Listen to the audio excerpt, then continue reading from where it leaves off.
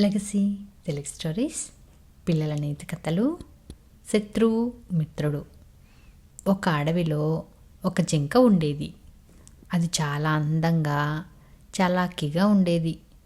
చెంగు చెంగున ఎగురుతూ, గంతులు వేస్తూ అడవి అంతా కలియ తిరుగుతూ ఉండేది. మిలమిలా మెరిసే తన చర్మం, దానిమీద అందమైన పువ్వులు లాంటి మచ్చలు చూసుకొని జింక ఎంతో గర్వపడుతూ ఉండేది. ఒకరోజు జింక వెళుతుండగా దారిలో దానికి ఒక నక్క ఎదురు వచ్చింది. నా దారికే ఎదురొస్తావా? ఎంత పొగరు నీకు? అంది జింక కోపంగా. ఈ అడవి నీ సొంతం కాదు, ఈ దారి నువ్వు కొనుక్కోలేదు అంది నక్క కూడా అంతే కోపంగా. అవి రెండూ తీవ్రంగా గొడవపడ్డాయి.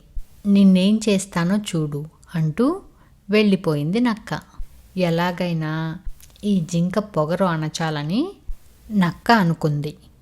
మరుసటి రోజు జింక ఇలాగే ఒక తోడేలుతో పోట్లాట పెట్టుకుంది. చాటు నుంచి ఈ విషయం గమనించిన నక్క తోడేలు దగ్గరికి వెళ్ళి, రాను రాను ఈ జింక గర్వం ఎక్కువైపోతున్నది. అది నీకు శత్రువు, నాకు శత్రువు.